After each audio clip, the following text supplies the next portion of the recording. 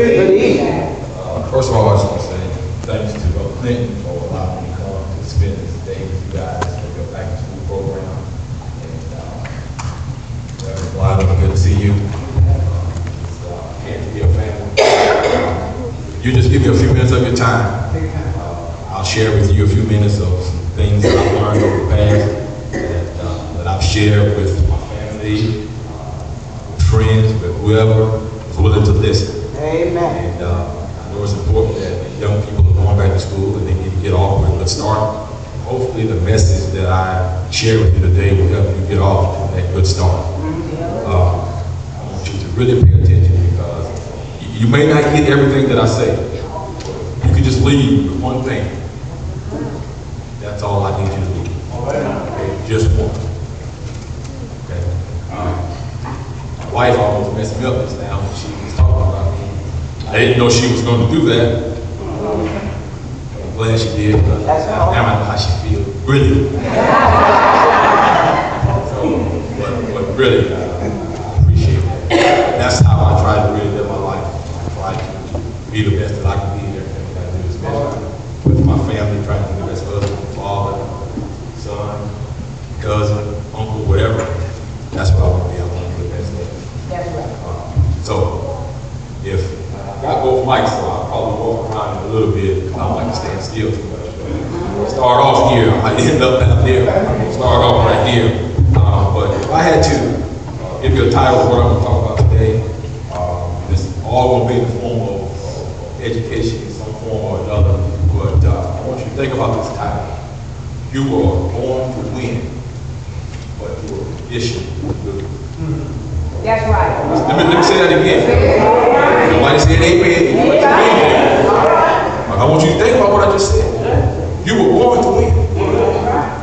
But in this life that we live in, you have been conditioned to lose. That's right. And I'm going to give you an example of what I'm talking about being born to win and conditioned to lose. Say, for instance, I had in my hand a little canister, about 8 inches high, with a lid. I'm going to tell you, this is a scientific study, a scientific proof about what I'm getting ready to say. I'm going to take this top off this canister. All right, I'm going to put 10 fleas inside this canister. Okay, now a flea is known to jump 36 inches high. Okay, now we got these 10 fleas in this canister. We don't have a lid on it. They just jumping up and down, flying up and down, 36 inches up and down, up and down. So now the man comes and puts the lid on this canister. All right, so now with the lid on, the fleas are doing what? They're still jumping up and down, up and down. But now their heads are what? Hitting the top of that lid. So now, after an hour of going up and down and hitting their head on the lid, the man takes the top off. What happens now is, those same fleas that was jumping 36 inches, they're only jumping 8 inches now. Even though the lid's been taken off. You know why they're only jumping 8 inches? Because they've been what? Conditioned. They've been conditioned. That's what people are doing to our young people today. And our old people, they're conditioning us. They're telling us you can't do this and you can't do that. And we're believing that. That's right. That's crap. Don't fall for that. What did I say in the beginning? You were born what? Win. You were born to win. Don't let anybody condition you. Don't let anybody tell you you can't do anything. I remember when I was a senior in high school, received a basketball scholarship to go to Jacksonville University to play basketball. The guidance counselor at that time told me that I would never graduate from college. He said I would never graduate. I was upset when I heard that news. You know, so what he didn't know was I like a good challenge. So he challenged me by telling me that I wasn't going to graduate from college. That made me work harder. That made me push myself. Because see, I wasn't going to let that limitation be on me. I wasn't going to let that lid hit me and say, yeah, you know what? He's right. He's just a job. He just wants to play basketball. He doesn't care about anything else. He doesn't care about his education. He's just a basketball player. And that's how they label us a lot of the time. Oh, he's just a basketball player. Let me use him for 4 good years of high school and then after it's over with, I don't care what happens. And y'all know what I'm talking about. I ain't got to call it on. You understand what I'm saying? So don't let that little limitation get on you. Okay? So you were born to win, but conditioned to lose. And the next thing is, don't wait for people to challenge you guys. All right? Don't wait for people to challenge you. There's two things that cause people to never be successful. And the first one is those who only do what they're told to do. That's right. You're never going to be successful if you only do what they tell you to do. That's right. You got to do more. The second thing is, the second thing is, don't wait for them to tell you what to do. That's right. Don't wait.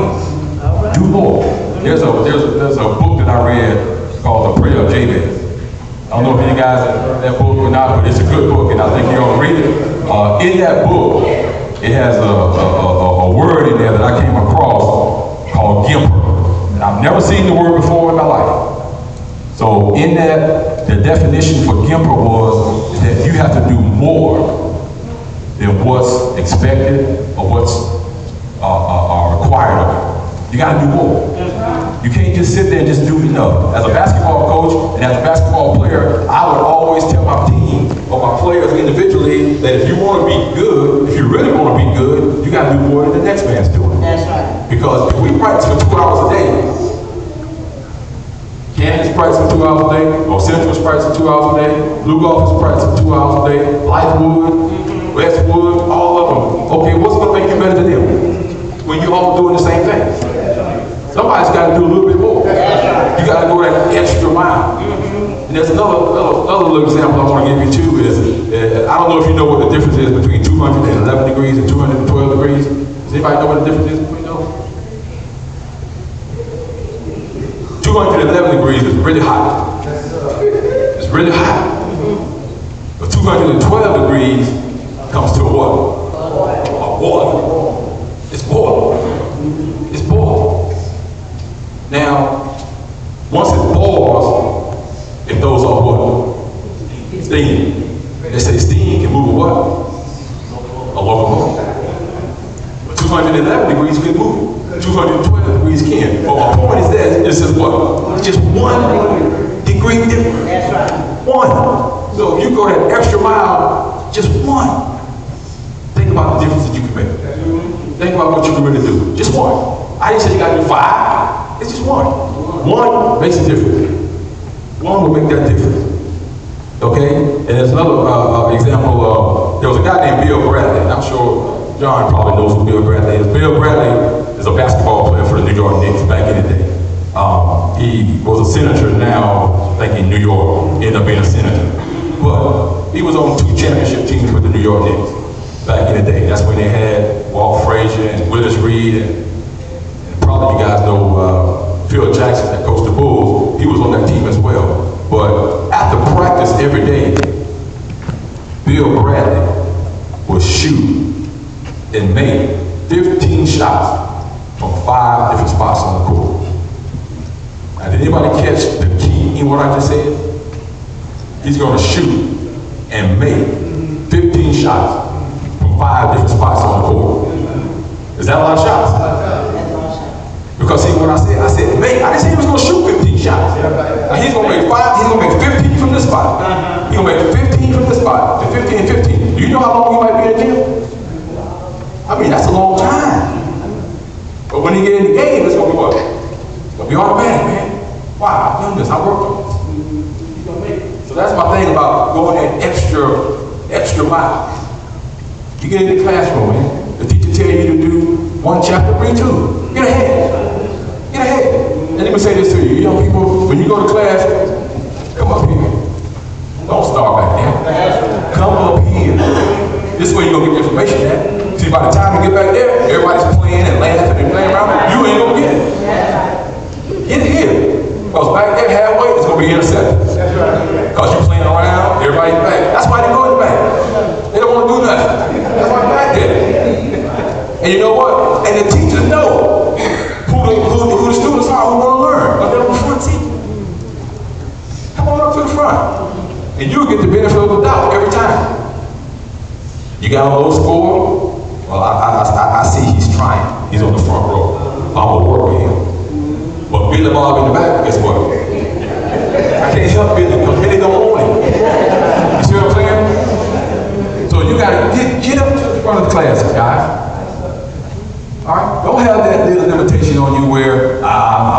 afraid somebody might call me a nerd or something. You know who makes the most money in the world? Nerds. Nerds. I call myself and consider myself a late bloomer, but I wish I was a nerd. Because I'm finally doing some things in life that I want to do, that I enjoy doing, that I think is making a difference. But all this didn't happen until later on. Think about if I had applied myself earlier, where I could be right now. Think about yourself right now, where you at. And I'm sure there's people in this room who wish they had applied themselves a little bit earlier for some things that they want to do in life. You see what I'm saying? So apply yourself early, young people. Don't wait. Don't sit back and wait for mom and daddy to tell you to go study. Go get it done. Get it done, man. Okay? Get it done. Got a question for you. There were 3 frogs sitting by the pond. One decided to jump in. How many were left? 2. Wrong answer.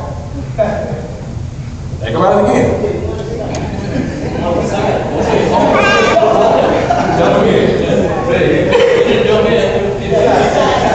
I got y'all here.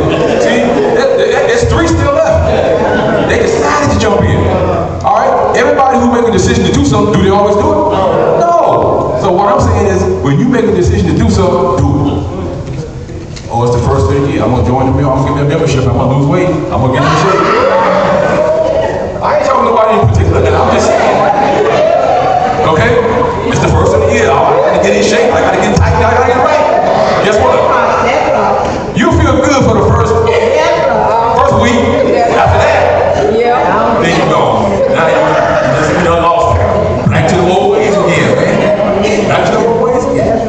All right. So if you go make a decision, follow through with it. Okay. That's the people that are successful in life. They decide, then they do. They decide, then they do.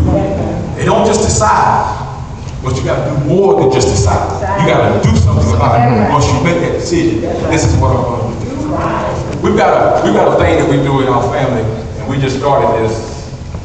We got a one-word thing that we call it. And what we do is everybody in the house has to choose one word for the year that they want to get better or want to improve on. See, we're not going to go with this whole year thing or this New Year's Eve thing where we make all these resolutions and we don't follow. But we just decided we're going to choose one word. And what we do is we take that word and we put it on a card.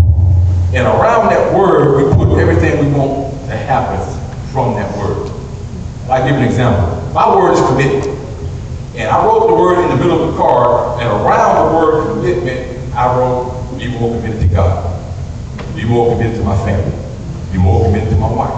Be more committed to my job. Be more committed to exercising and working out. Being more committed to saving money. Being more committed to doing those things. And that's what I have on my card. And everybody in our family chose a word and wrote down what they want. Because we don't want to get so broad where we just forget everything. Because New Year's Eve, man, we come up with all kinds of stuff and we don't follow through. So we just decided that we were going to take one word and we were going to focus on that one word the entire year.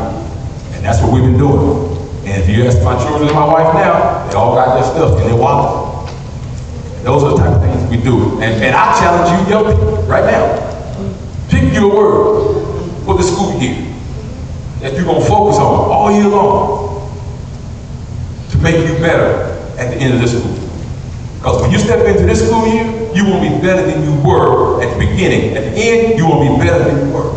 And if you don't do anything to get there, you're not going to be any better. See, we talk the talk all the time, but it's time to walk the walk. Everybody can talk about this. Everybody, I'm doing this, I'm doing that. Show me. See, I hate people that come up here and tell me I'm this, I'm that. Okay, if you are what you are, I see it. You ain't got to tell. That's right. It'll be evidence, it'll be written all over you. That's right. You know what? And you know what I don't like? I know we're in church right now, and y'all forgive me, don't throw no stones at me right now, but I hate for a Christian to tell me they're a Christian. That's right. Why are you telling me you're a Christian? That's right. Show me you're a Christian. That's right. Show me by your walk. That's right. Show me by your talk. Okay? But see, you say you're a Christian today, then I see you doing something on Thursday that okay, it ain't Sunday, but it's Thursday, okay? Still should be the same thing. That's right. But you're doing all this and the other. Okay? That's why children don't want to come to church now. Because they see what other people are doing, and they say, well, I see them on the front pew shouting every Sunday. Guess what? They out here doing this and that. Why am I going to go in there and do that? Why am I going to go when I see them doing that? So we got to understand that. Guess what? We're examples. People are watching. You know what? My sons watch everything I do, man. I have a way of, when I put my pajamas on at night, sometimes I tuck them in my pants. And that's old school. That's the blood, you know what? They end up doing it too. And I'm like, why are they doing that? I saw Daddy do it. They're watching everything that you do. When you think they're not watching, they're paying attention, man. And then when they do that, if you're doing something wrong, and they do something wrong, and then you want to get on them about doing something wrong, think about it. Ask them why. Well, Daddy, I saw you. Mama, I saw you do it. You know, but be careful about that. Okay? Be careful. So make your decision and follow through. And remember that you're never too young or too old to do anything you want to do. And I'm going to read some names here that will prove my point to you. And I got these in my book, so if you haven't got my book, you need to get the book. That's a shameful plug, but I'm just putting it out there, man. So some of the stuff that I'm saying, he's got it in his hand right there. Some of the stuff that I'm saying is in the book. And I was going to say more about the book, but I'm going to leave that alone. But hopefully you'll get one. And actually right now I'm in the process of writing my second one. And the title of it is The Journey to Success. So I've got about 4 chapters completed so far, so I'm going to be working on that, and I need y'all to pray with me as I continue to work on that. But you're never too young, too old. Oprah Winfrey was 32 when she started her talk show. 32. Martin Luther King Jr. was 34 when he wrote the speech, I Have a Dream. And do you guys know how old Martin Luther King was when he went to college? He went to Morehouse in Atlanta, Georgia, at the age of 15. 15. Most of our 15-year-olds in 9th grade. This man's in college. Abraham Lincoln was 52 when he became president. Ronald Reagan, and this shocked me, was 69 when he became president. Nelson Mandela was 76 when he became president. So you're never too young, or you're never too old to do what it is you need to do, or what you want to do, or what God has called you. Okay? You're never too old. The next thing is, don't be afraid to try. So many times we're afraid to try stuff. You know what? When I think about writing this book, I had people come in and saying to me, you ought to write a book, you ought to write a book. And I'm like, not me, that's not in me to write no book. You know, that's not what I do. And so finally, I asked myself the question, why won't you do it? You got some information out there that you go around speaking, you talk about this, talk about that. Why don't you do it? I was afraid. Because you know what? I've never stepped over in that territory before. I was comfortable on this side. You see what I'm saying? All right, now I had to get out of this boat. I was comfortable in the boat. You know how the disciples were in the boat that night when Jesus was walking on the water? And everybody was all comfortable in the boat. All the disciples were comfortable in the boat. Then they see the Spirit walking on the water. And they asked, who is it? He said, it is I. And then Big Mouth Peter. That's right. Big Mouth Peter said, if it is I, what he said, bid me to come to you. And Jesus said, one word. What did he say? He said, come. Everybody else on the boat chilling. They comfortable. But Big Mouth Peter got out. Then he started looking at all the stuff that was around. He started listening to all his friends and said, you can't do it. You just so dumb person from dumb old pole somewhere. You can't do it. Anybody in your family's ever did it before? Why do you think you can step out there and walk on that water? Why? Bible says again, God has not given us a spirit of fear, but a what? Power, love, and what kind of mind? That means you got some sense. He said a sound mind. He didn't say a messed up mind. He said a sound mind. You understand what I'm saying? Get out of that boat, man. We gotta act like we gotta be like Peter. We gotta get out of the boat. And I give Peter all the kudos in the world because he was the only one out of those 12 on that boat that took the attempt to get out of the boat. And he could have walked to greet him, but he started at the winds and all this other stuff hold him back. And in life, you can't let nothing stop you. You can't let nothing hold you back. You're gonna have people that's gonna tell you you can't do this. You're gonna have the people that's gonna come up against you. They ain't gonna like you for whatever reason. But don't let that stop you. Get out of the boat. And I thought about that as I was getting ready to write this book. I said, why am I afraid? I've never did it before. And if I mess it up, so what? It's my first time anyway. You know? So I got out of that boat and I did it. It's one of the best things I've ever did. Not from a monetary standpoint, but just from a personal standpoint of feeling good about what I did on the inside, that I accomplished something that I've never done before and made a difference. There was, how many of y'all saw the movie Coach Carter? I'm the original Coach Carter, if y'all didn't know. No, I'm just kidding. But in that movie, there was a scene in there by a young Puerto Rican named Cruz. Y'all remember Cruz? Cruz was the hard-headed one that wanted to be on the team, but he'd always get in trouble. Running with the wrong crowd, had a cousin that was a drug dealer and that type of stuff, and he saw people getting killed in his family that he loved, and Coach Carter would always come up to him every so often and ask Cruz, he said, Cruz, what is your deepest fear? And Cruz looked at him like, man, what is this dude talking about? So a couple of weeks later, he come up to him again and said, son, what is your deepest fear? And finally, it clicked with Cruz about what his deepest fear was. And I'm going to read to you what it says. Cruz said, our deepest fear is not that we are inadequate. Our deepest fear is that we are powerful beyond measure. It is not our light, nor our darkness that frighten us most. Your playing small does not serve the world. There is nothing enlightened about shrinking so that other people won't feel insecure. Are y'all getting that? This is deep, man. This is really deep. Let me go back to the first part. Our deepest fear is not that we are inadequate. We're not inadequate. We're not dumb. We're not stupid. That's right. We're not. That's right. We act that way sometimes, but we're not. That's right.